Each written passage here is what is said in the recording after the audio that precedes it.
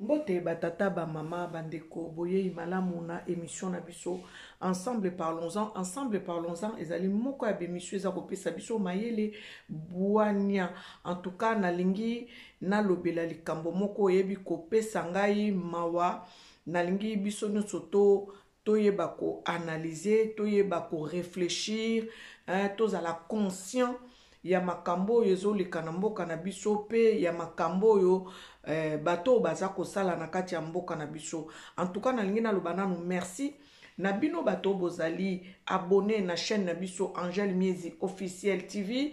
Merci na bato oyo batalaka biso bakonseyaka biso bakomantaka bémission na biso. En tout cas nakoloba merci na ya nanga mama Marine Kengi bomonaka ye na bakommentaire azangaka te. En tout cas ya nanga na asoutenir nga ezalaka esengo mingi soko oza na yaya oyo aza ko soutenir Moussala ozali kosala. En tout cas merci na mama Kukuntoya, merci na mama Augustine Massamba, merci na mama Jolie Kasiwa, merci na mama Anisalou, merci na Noko ya bana Antoine Gonda, merci na papa Freddy oya bengami Freddy to ya mon frère propre, merci na bino nyonso oyo boza kolanda ngai. En tout cas bokomantaka bokonseyaka bobengaka mama Madeleine de Jésus nalobi merci. Merci na bandeko nanga Londres, je vous fais un grand coucou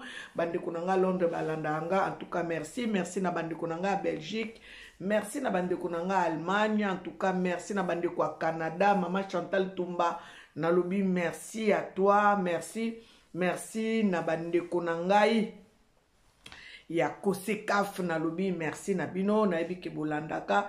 En tout cas merci na bato balandaka biso oyo baza fidèle émission na biso Angel Miezi officiel TV. Ceux qui ba monité ba maman Angel to moniote.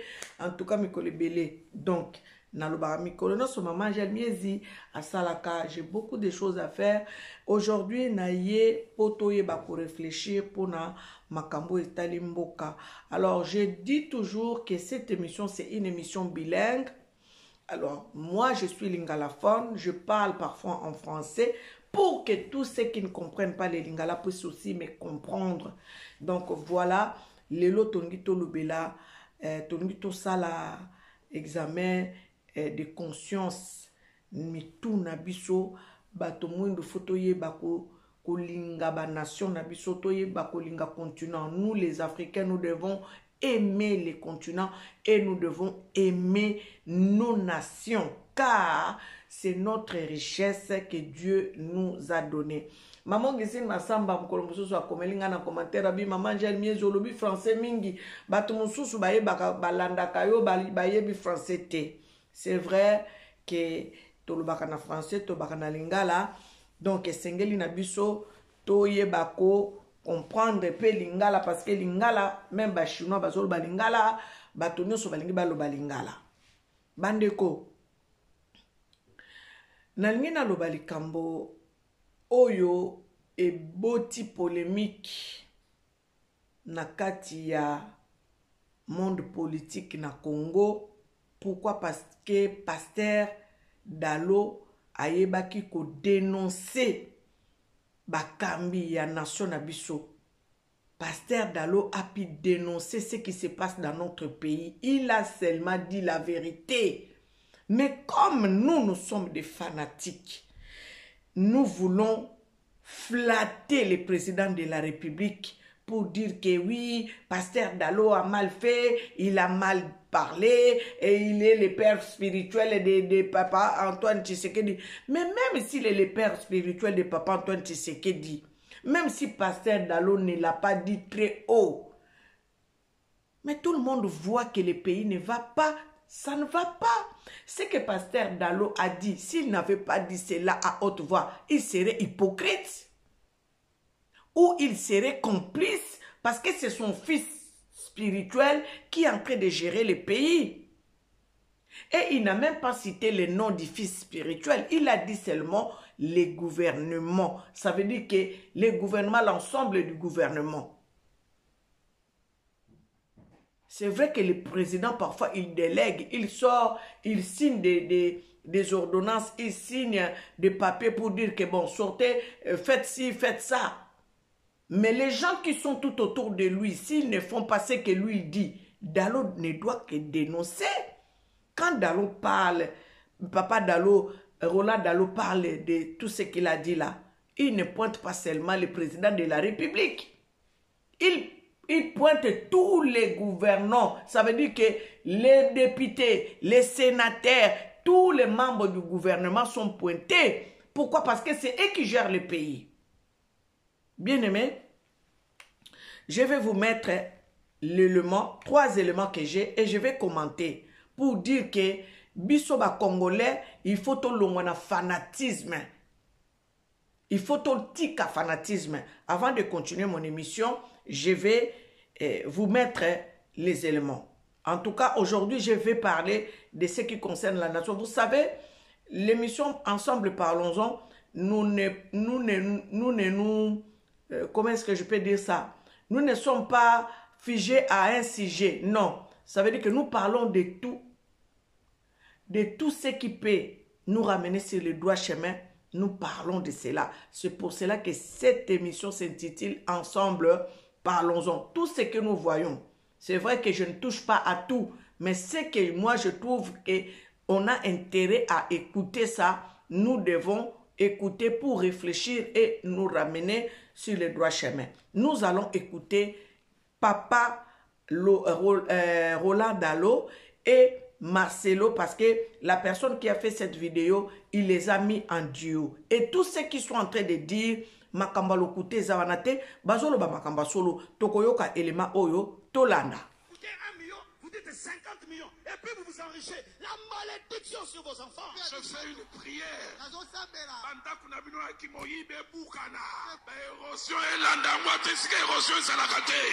Combien de gens meurent parce que vous avez refusé de construire cet hôpital-là?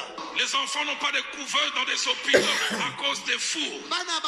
Que Dieu, mon Dieu, s'occupe de vous, de vos femmes, de vos bureaux, de vos tiroirs. Il y a des gens qui n'investissent pas dans ce pays parce que toi, tu as seulement bloqué. Et tu as dit, tant que je n'ai pas ma commission, il n'y aura jamais cette route-là. On n'arrive pas à construire des routes à cause des fours. Le pays de la surfacturation. Oui, que Dieu libère ce pays de l'esprit de commission. Je lève mes mains sans me s'occuper d'Abino. Que mon Dieu s'occupe de vous. La malédiction sur tes enfants, la malédiction sur ta génération. Car un hôpital doit coûter 1 million, vous dites 50 millions, et puis vous vous enrichez. La malédiction sur vos enfants. Je fais une prière.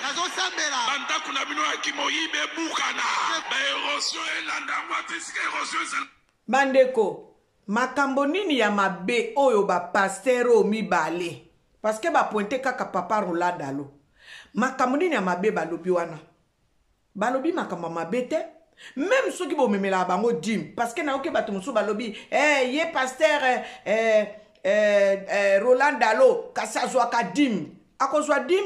Parce que ba yeli yango. Ako zwa yango. Mais bango moko ba memela ke dim. Ba yebite ke mboka fwe tongama. Tango pasteur Dalo azo dénoncé na bopito ba couvez ezate. Ça veut dire que bana ba prématuré, ceux qui ba botami ba prématuré, moyen ba sal tia bango na ba couvez ezate. Bozo mona ngo normal? Ce n'est pas normal. Il faut que les gens dénoncent parce que bango baza batomoko baza koni. Baza na population. Baza kaka na ba population na mboka Kinshasa te, mais baza na population partout na diaspora, baza na population parce que baza na ba siège na bango par-ci par-là. Donc ceux qui bango ba lobby baza ba leader d'opinion et sengeli congolais mayele na ye sala conscience na ye sala. Ceux qui bango bazo loba teti le loba kanga kam noko bat ko zala bataba be. Mboka one ko évoluer ndenge nini. Mboka faut évoluer parce que ceux qui batoyo lokola bango ba pasteur Roland Dalo ba Marcelo o bazana ba grandes églises na kati ya mboka Kinshasa bazape na ba branche na bango par-ci par-là dans le monde ceux qui bango ba lobité bato ba kokanisi te mokileza bien ba moni que ça ne va pas boyebi pourquoi bato ba komi ko loba lelo parce que ba yebi que bato nyonso o bazan nzinga na bango bandimi na bango bakoma kolelela bango bapasi ça veut dire que bango pe bakoma surcharger c'est vrai que bazana bambongo bakabola ngo na bato nyonso te mais bazomona ndenge population azo souffrir ndenge balobi awa bosengi 50 millions botonga bopito ou botonga hôpital mbongo wana hôpital wana etongami te parce que bozwi mbongo nyonso bo escrocango ou bien bo détourner yango balobi mabe sikoyo nazo yoki sabino yasuka bongo na kotiela bino 2 personnes onga na moni baye ko traiter papa Roland Dalo d'infiltré pourquoi parce que kaka lobi vérité pourquoi mutu soki abandi ko dénoncer mabe ezoleka na kati ya mboka fa koma ennemi na ya gouvernement fois comme ennemi ya bato balingi kaka mabe umela esengeli bato bazala o bako dénoncer esengeli esprit kimbangu evanda na kati ya bato o baza ko dénoncer mabe soki esprit kimbangu evandi na congolais moko na moko te Congo ekobonga te nazo lobango avec conviction avec fermeté soki esprit kimbangu evandi na mitu na bisote na ba conscience na bisote na ba bongo na bisote Congo ekobonga te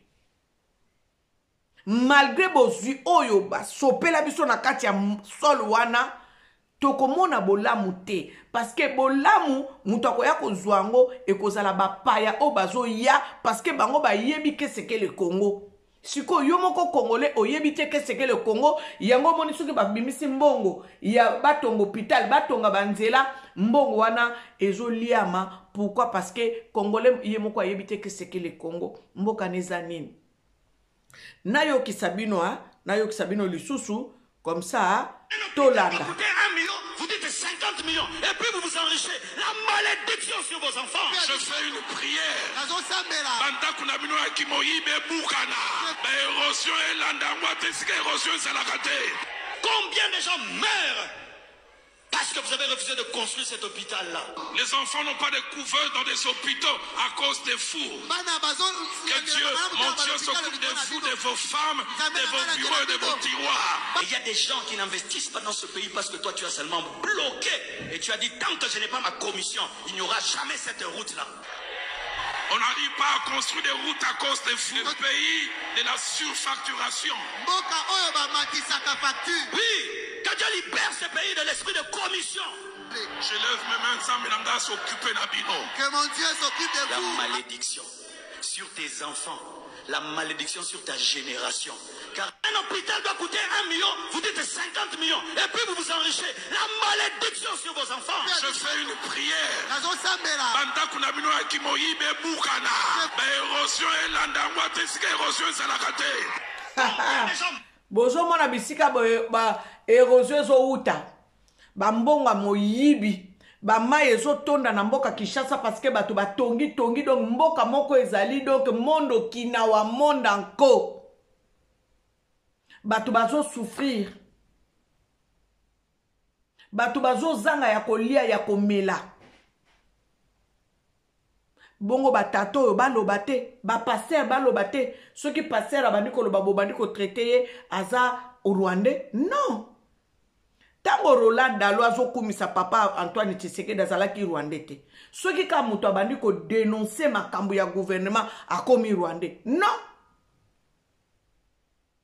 bandeko tozo souffrir a biso ba diaspora tozo souffrir pourquoi parce que photo tangi sabana photo bali sabana photo boti sabana photo kunda babibende do mamalade diaspora mais mboka etondi nkita mais nkita ngo ezwa kaka na ngambo moko oyo o bato botala ka exemple ba député député azo réclamer azwa salaire élevé koleka professeur à université koleka maître azo pesa bana na ye mayele. Mais ceux qui ba salaire eza équilibré, bana bakozwa cours na kimia, professeur akozwa temps ya ko expliquer mwana ndenge nini ya ko yeba ba matière, ndenge nini ya ko sala ete mwana zala mayele. Mais professeur akoma manfu poni na yebi ke dans fin du mois kozwe lo côté asali cours mbangu ake ba cop na ye. Baloba te pona nini congolais toza ba fanatique bo likambo mabe to komisango malamu ya malamu to komisango mabe. Et puis système ango eza partout, eza na gouvernement, eza na l'église, eza na ba musique. Eza partout ekoti partout. Ça veut dire que moto ya lingi Congo kende liboso moto wana za mabe. Moto azo mema destruction na Congo, moto wana za mabe. Ça veut dire congolais pona ye ceux qui kazui na ye lipa ya kolia ba pesi congolais komi corrompu. Bon, na tie la bino élément. Nazo tie la bino élément oyo, boyoka conscience à moto. Yoka. Alors si il dit qu'il a honte d'être congolais, il vient de prouver qu'il n'est pas congolais, ni moins encore un serviteur de Dieu.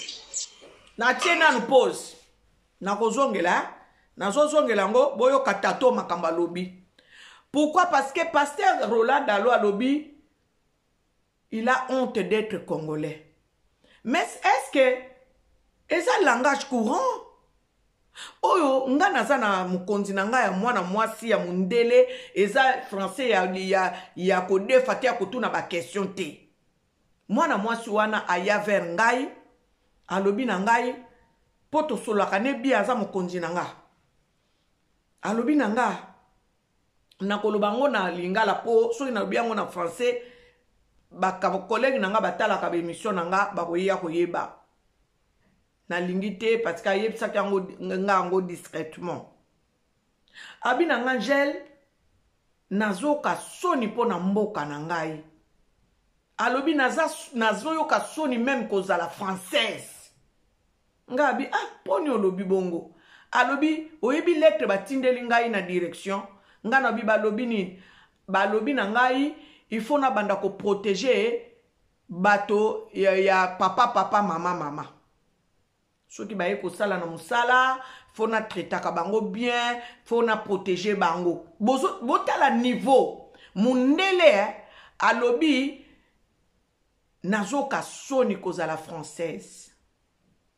Suko Roland Dalo, soka lobi ke il a honte d'être congolais. Pourquoi alobi bongo? Parce que na katia Congo évangile vanda. Na kati ya Congo fallait bozala ba modèle ndenge bo kota na ba mboka nyoso ya Afrique comme évangile. Na kati ya Congo fallait bozala exemplaire bo banda ko lakisa bikolo mususu ke bino nde boza na ba richesse, bino nde boza émerger, bino nde pays na bino za développer. Mais ce que za bongote boza pays sous-sol na bino eza ko sanza bomengo ebota kati na basima ndako lokola mayebo me bozo koka kosala nango eloko te. Et pourquoi pas Roland Dalo alobake il a honte d'être congolais? Parce que ceux qui ozana lipa na maboko eke ozozwa lipa wana ozo tiango na mabele polia olozwa sano tiango polia ba okolobani. Tu dois avoir honte. Ba pesio stilo koma kombo na yo, ozo koka koma kombo na yo te. Tu dois avoir honte parce que oyebo koma te. Ozana ba richesse na mboka na yo, ozo koko salela yango te. Batu mususu bazo ya bazo akozwa bazo kende ko salela. Okoyoka soni te. Ozana ba richesse belé portable oyo zo salela, bazo zwa ngona matière zo uta na mboka na yo. Mais yo moko mboka na yo pauvre couvert kuta kotia ba prématuré zate mai ya komele zate bendie ba vandeli biso na kati ya mboka na biso baza ko sala mai bazo tekela yo mai. Et puis bazo maltraiter ba congolais na kati ya sol congolais. Suko alobi mabenini. Alobi mabete papa poni ki fanatisme tina niveau wana tina mikuwa. Olie bo soutenir kutu Roland Dalo. Bokende boloba Papa Roland Dalo alobi makamba solo, mokonzi mboka, sala quelque chose. C'est comme ça qu'on dit l'union fait la force, dans les biens, pas dans les mal. Tant on a tali ba vidéo yo na lobi, ah Seigneur, pona nini fanatisme tina modelo tokende toyoka tata au bien, toyoka tata au bien, nazo tila bino des éléments, boyoka bato bien, et puis naza sike baza baluba. Ceux qui baza baluba te, baza na bande kuna gouvernement. Ceux qui baza na bande kuna gouvernement te, baza na ba seme ki na bango, baza na batu na gouvernement. Makabo na zoloba parce que Congolais atalaka kaka intérêt na ye, atalaka lobby te, atalaka pembeni te, atalaka ba neve na ye te, atalaka avenir te, aloba ke loko nini ya kotikela bana na baza lokola bezekias. Tango ba lobby ba ekolaka liwa do amonaka avenir te. Amonaka avenir te. Ateki bozui abana azoye bateke avenir ezali lobi bana na bako ibango nde mutu bako zwa swe na ye ateki bana bandeko to landa tato bien to landa e bien bongo na kotela bino element mususu boyoka raisonnement ya batu mikolo boye baza bano te ya bana mikio bakene ko zavanda kana sa nzete babandi ko beta damba bazo discuter makamba politique mais baza batata mikolo ba mama mikolo mais boyoka raisonnement na bango eza mawana pasi bongo bato aboye Congo kende liboso bato aboye pembe na président bato aboye pembe na ba député bao banani Congo kende liboso boyoka Roland Dalo vient de dire dans sa prédication qu'il a honte d'être congolais. Alors si il dit qu'il a honte d'être congolais, il vient de prouver qu'il n'est pas congolais, ni moins encore un serviteur de Dieu. En osant traiter la nation congolaise, qui est une nation consacrée à Dieu, comme un pays de voleurs, c'est une injure à l'endroit de celui qui est le garant de la nation. Oh, papa, c'est grave, hein? Être berger. Son collaborateur, pasteur, il est directeur de cabinet du chef de l'État, et c'est cette nation-là et qu'il vient d'injurier et traiter de tous les noms. Quelle est la charge que lui-même, en tant que serviteur de Dieu, a reçue de Dieu? N'est-il pas prié et appelé à la repentance? Parce que, en le faisant, il a fait outrage à l'endroit de l'emblème de notre pays. Il a fait outrage à la personne du chef de l'État. Il a fait outrage à notre hymne, disons que nous sommes un peuple fort. Nous en appelons au procureur de la République pour qu'il puisse poursuivre Roland Dalo pour outrage. C'est un homme qui n'a pas de révélation, qui n'a pas d'éthique, qui a introduit une doctrine pernicieuse et on ne peut pas accepter de tels propos pour notre nation. Et le dossier de membres de son église qui l'applaudissent et qui sont en train de crier, en train de se réjouir. Comment peut-il vouloir que les érosions continuent au lieu de prier pour que ça s'arrête? Roland Dalo, c'est un infiltré aux côtés du chef de l'État. Comme il a toujours fait. Il n'a jamais reconnu, jamais reconnu tout ce que le chef de l'État est, tout ce qu'il est. Et pourtant, on le fait toujours passer devant. Et on donne toujours la possibilité à son église. Roland Dalo. Bandeko, est-ce que Bolandi tato na bokebi? Est-ce que Bolandi, oyebi ke ta na landa ki tato yo? Motema nange salinga pasi makasi. Na lobi, bongo bato aboye, ndenge ni Congo ko kende liboso. Roland Dalo makamoni ni alobi ya mabe. Alobi mabe te. Et puis boyo ka langage na ye. Roland Dalo aza infiltré. Roland Dalo alobi na kati église na ye et puis bandimi na ye. Babeti mabo kasi bokende ko kanga église mobimba ya Roland Dalo kati. Bandimi na ye babeti maboko papa bandimi babeta maboko tendenge ni bandimi wana ndenge bazawana eloko soulage akabango prière kutu po ya kolie ezate ya komele ezate misale ezate bana moye batanga ezate babala ezate parce que moye babala ezate po basala kate bazana bambongo te bandimi babeta maboko te ndenge nini bandimi babeta maboko te ndenge nini okoki s'en prendre tie pa bandimi et puis olobi ole babondela pona ba érosion etika kosala na kate boyoka raisonnement ya mutu oyebi tato nayebi te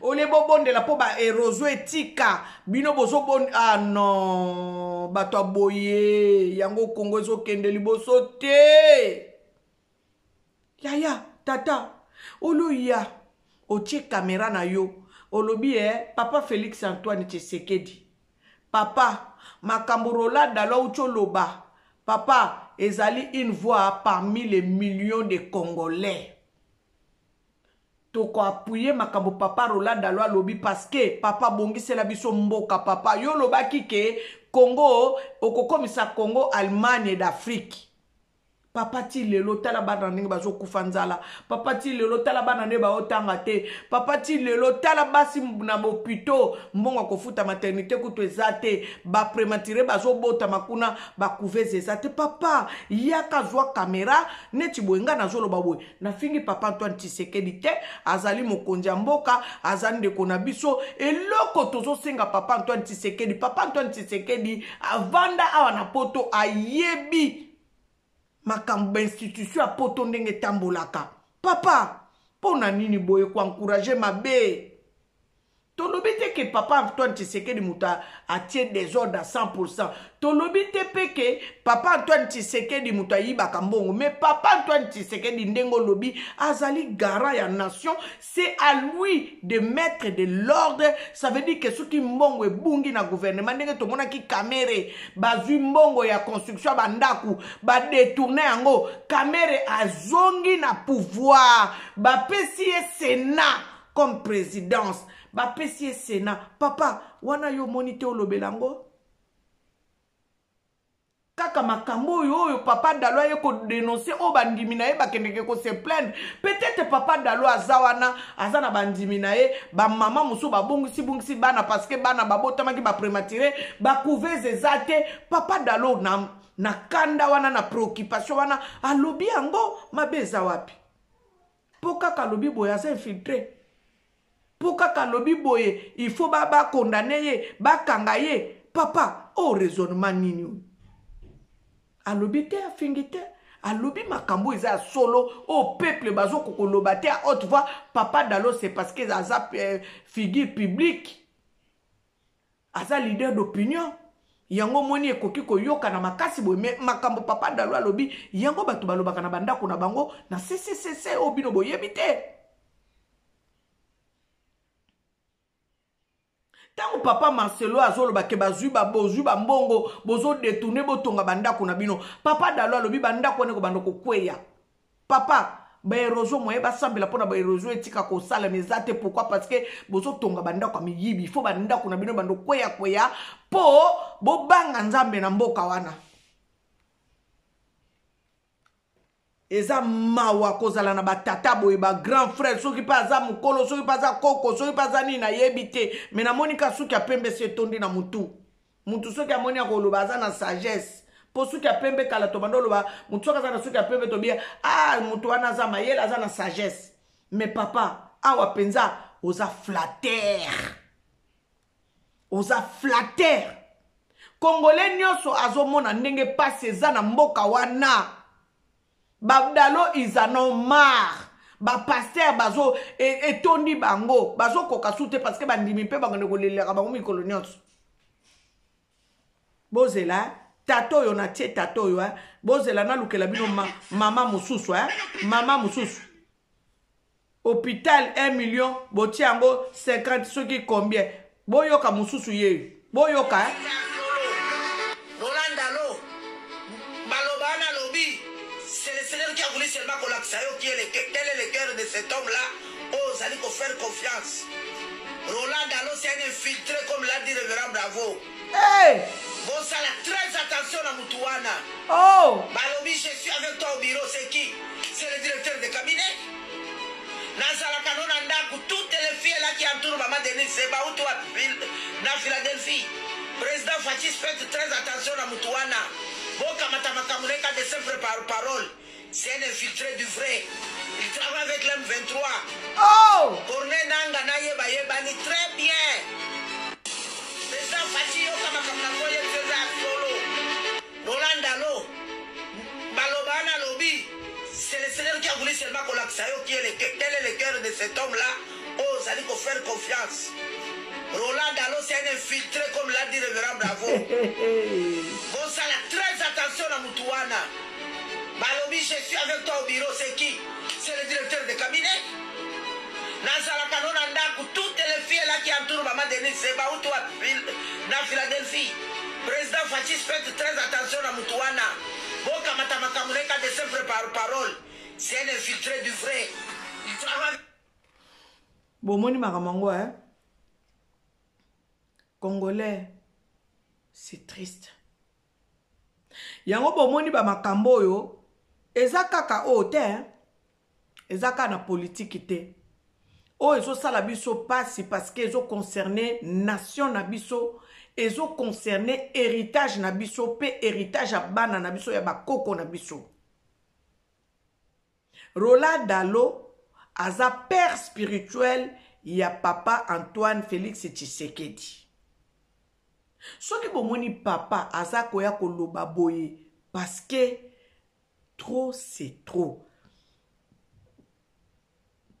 Azomona azoyoka bongo bandi lelo bongo ata ya lobiango te biso no sozomona ti to mona kamere bakondana ye batika ye to moni makambo ndenge ezoleka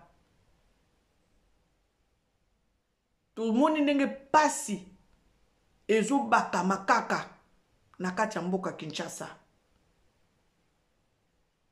To moni ndenge bapaya bakoma privilégié par rapport à ba Congolais. Papa Antoine Félix Tshisekedi azali moto ya vandi na poto ayebi qu'est-ce qu'il doit faire pour la nation.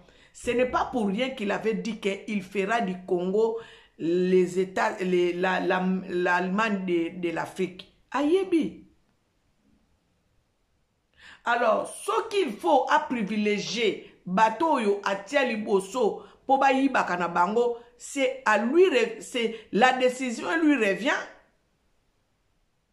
Parce que c'est lui qui nomme, c'est lui qui veut que un tel soit là. Ce qui a nommé, ce qui a longoli, ce qui a remanié. Est-ce que bateau na bako yibal sumbong? Est-ce que na Congo na bateau bazama yele zaka bateau ba uta diaspora parce que bateau ngo tokende to contact c'est bango to baki lokola bango bazana expérience ya awa to komona makama malonge ko salema. Mais malheureusement mutunyo soit kei po yiba na ye papa Roland Dalo alobi mabete papa Marcelo pe alobi mabete bazolo ba makambo ya solo. Bato baza ko dénoncer bolingi bango te.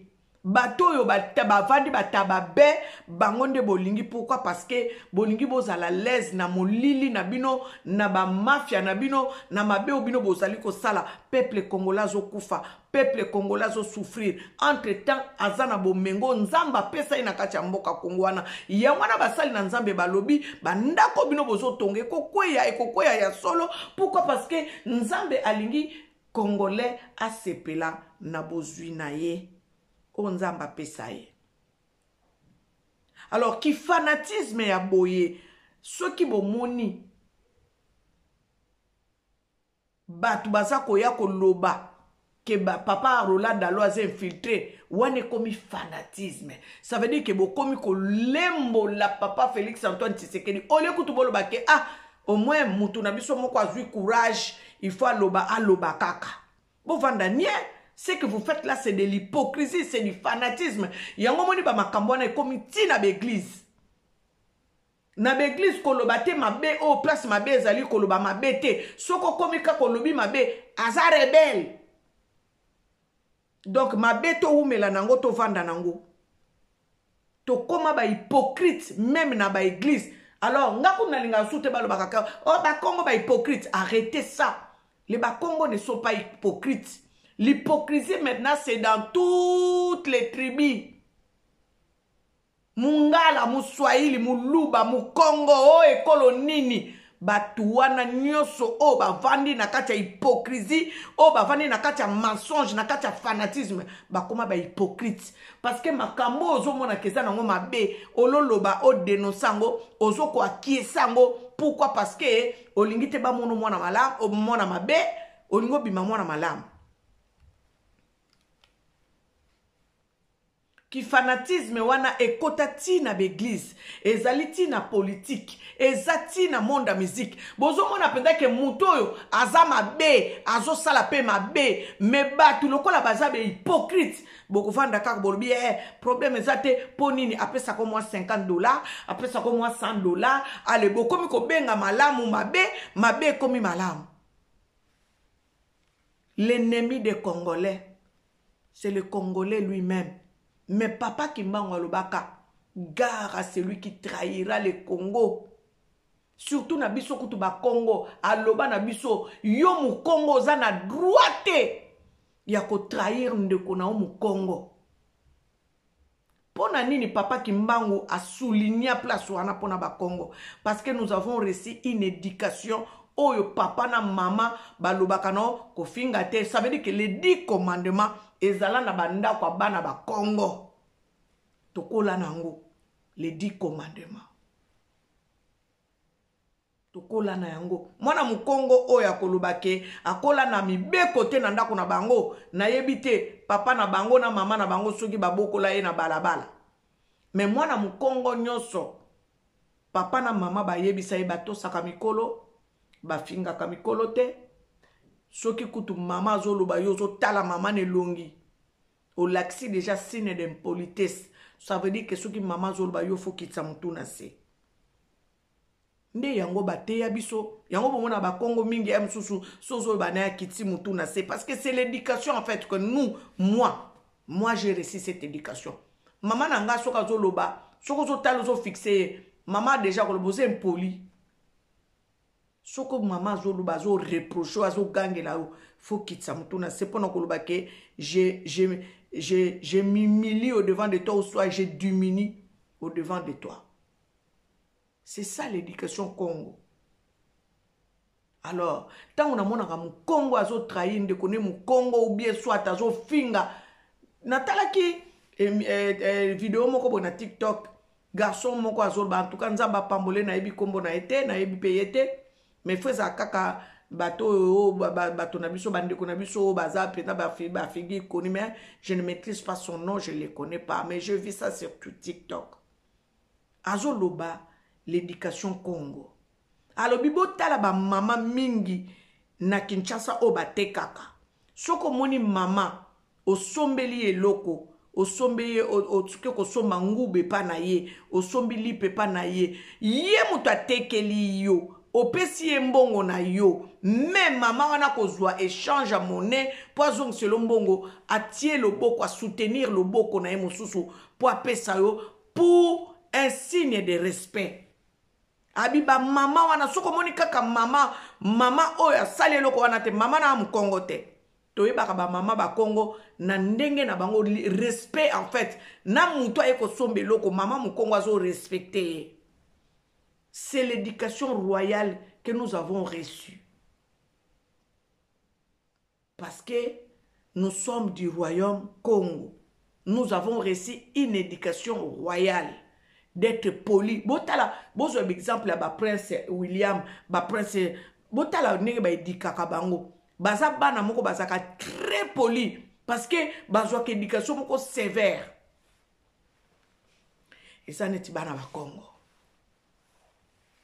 Donc l'hypocrisie, bolongola kango ba Congo ba hypocrite non.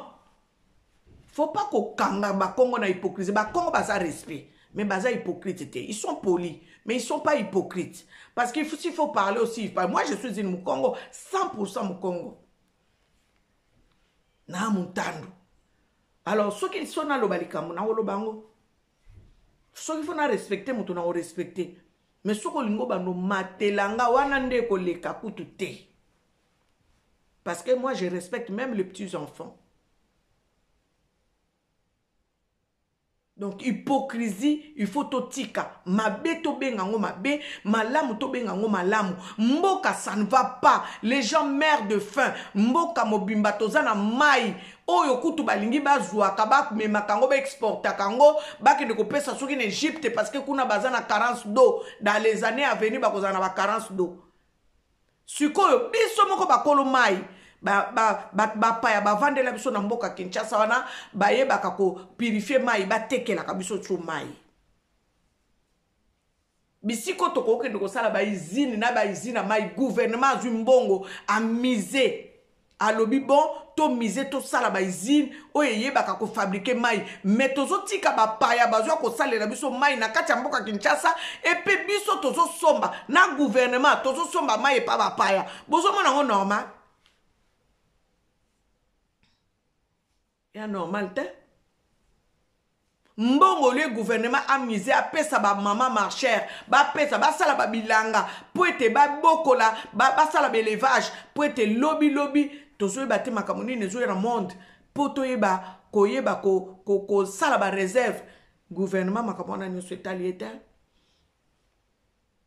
Gouvernement oli atenga ba tok atonga ba ndaku sociaux, ba maison sociale.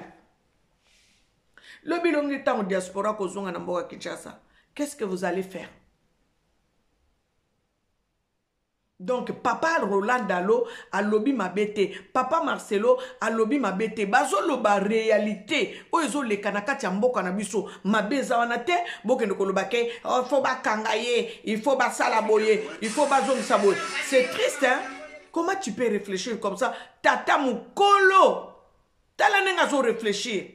Bozela na tiela bino mbala suka comme ça tokata nakate mission. Et puis vous vous enrichez. La malédiction sur vos enfants. Je fais une prière. Banda kuna bino akimoyibe buka. Ebuka na penza. Combien de gens meurent parce que vous avez refusé de construire cet hôpital-là? Vraiment. Les enfants n'ont pas de couveuse dans des hôpitaux à cause des fours. Que Dieu, mon Dieu, s'occupe de vous, de vos femmes, de vos bureaux, de vos tiroirs. Et il y a des gens qui n'investissent pas dans ce pays parce que toi tu as seulement bloqué. Et tu as dit, tant que je n'ai pas ma commission, il n'y aura jamais cette route. Ezamawa. On n'en dit pas. Tomoni yango na festival la mutu aye ko investir ba komo bloquer mutu. Ezamawa. Que Dieu libère ce pays de l'esprit de commission. Amen. C'est ça. La malédiction sur tes enfants. Yoka. Un hôpital doit coûter. Yoka. Roland Dalo vient de dire dans sa prédication qu'il a honte d'être congolais. Ekas. Bon, Alors, si il a honte d'être congolais, il vient de prouver qu'il n'est pas congolais, ni moins encore un serviteur de Dieu. N'importe quoi. En osant traiter la nation congolaise, la terre, les corbeaux et les renards. Maître renard. C'est une injure à l'endroit de celui qui est le garant de la nation. Ça veut dire le président de la République, qu'il est supposé être berger. Son collaborateur, pasteur, il est directeur de cabinet du chef de l'État. Et c'est cette nation-là et qu'il vient d'injurier et traiter de tous les noms. Quelle est la charge que vérité, papa a reçue de Dieu? Oh Seigneur. Est-il pas prier et appeler à la repentance? Parce que en le faisant, il a fait outrage à l'endroit de l'emblème de notre pays. Il a fait outrage à la personne du chef de l'État. Il a fait outrage à notre hymne, disons que nous sommes un peuple fort. Nous en appelons au procureur de la République pour qu'il puisse poursuivre Roland Dalo pour outrage. C'est un homme qui n'a... Congolais mawa. Congolais. Macron ayela kibino na mboka na bino alobi na bino que justice na bino eza malade. Justice na bino fonctionnaka te. Bozwa kami yibi bokangi bango bo relâcher bango. Bo portaki Macron plainte wapi. Outrage contre Macron a salaki outrage contre le gouvernement plus devant papa Antoine Félix Tshisekedi. Wana bolobela ngo te. Po kaka Roland Dalo lobby. Po na nini boye bandeko boko oza ba flatter ti na niveau. bomoni papa Félix Tshisekedi mama salibino ye wana pe dimanche kwatu ye wana ake kwa dore na pasteur Roland Dalo baye ayebi ke pasteur de Roland Dalo asali mabete alobi mabete alobi ya solo poso kite alinga kende sukuna te alinga mona na sukuna te na bino mutu bokenda ko lembola ye ko kende ko sala flatterie moni place bosuki na soni botika batu ko papa botika Kinshasa bazo souffrir yo musu ba pesa ko mo $100 omona na mo $50 batu musu bazana biloko ko lia te papa mboka wana normalement batu ako fanzala te na bozui o eza na kati ya mboka wana papa tant natali ba video bandeko na bité fona conscientiser biso nanu biso batu ba congolais to longwa na fanatisme to fongola miso na biso to mona mabe eza mabe malamu eza malamu soki te mboke ko kende liboso te boko mona batu musu bazaka bandeko basaka na gouvernement tant que ndeko nazo sa na gouvernement pasi abana Congo lobela ke loko te. Mais papa, maman, lobi okotikela bana no nini, héritage nini okotikela bana no ba congolais. Po lobi bana ba kozana besoin ba kende ko sala musala na mboka. Nakutani na mwana mobali moko bo aza mutu Congo Brazzaville. Mais aza entrepreneur, alobi akozo kende ko investir na immobilier na kati ya mboka Kinshasa. Abina nga maman, si on ne fait pas ça, un jour on risque de nous chasser dans nos propres pays. Makambo garçon moko ya Mali alobela ngango il y a plus de 15 ans. Aloba nanga maman, il faut aller acheter en Afrique parce que un jour nous risquons de devenir les locataires de blancs. Bandeko, siko makamba boy bandeko, suki to bando lobate. Pomba mboke bonga po bana na biso lobi ba se réjouir na ba richesse. Ba parents na biso ba sepelite, biso moko to sepeli na nte. Bongo bana na biso pe ba ya ko souffrir lisusu na ba mboka richesse boy. Yangwana Roland Dalo alobi, j'ai honte d'être un Congolais. Alobi te ke alobi a renié école na. Non, il a honte. Nous tous nous le disons. Tout le bakango pe parfois msusu mumba ndeko no sali mabe olobi, j'ai honte d'avoir une sœur ou un frère comme toi. Cela ne veut pas dire que nasa su ndeko na yote. Non, c'est parce que mabe zali.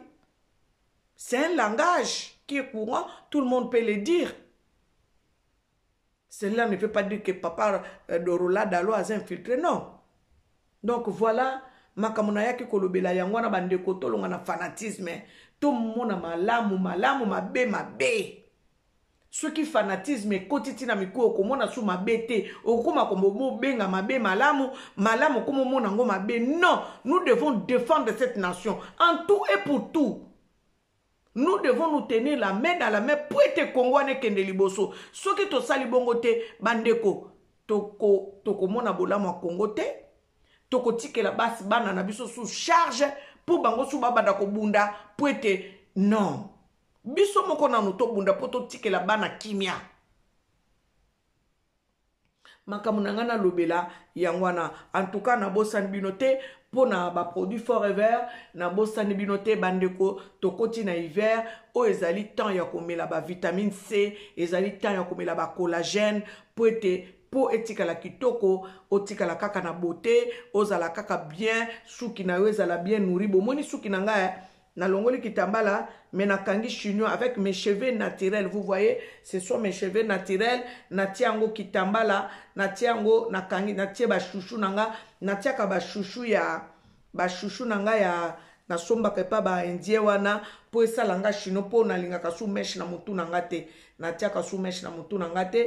Vous voyez comment mes cheveux sont beaux. Chaque jour na laksaka bino ndenge suki nangai ezali, suki nanga na benda moi mesh, na bite soki ko benda na po eza coincé na chignon eketi kuna moni suki nangeza ti kuna milai bomoni suki nangande eza milai bomoni suki nangande eza milai tala suki nangeza milai makasi mais ce sont mes cheveux naturels oh nyoso kaka ba collagène ndenge nazomela ba collagène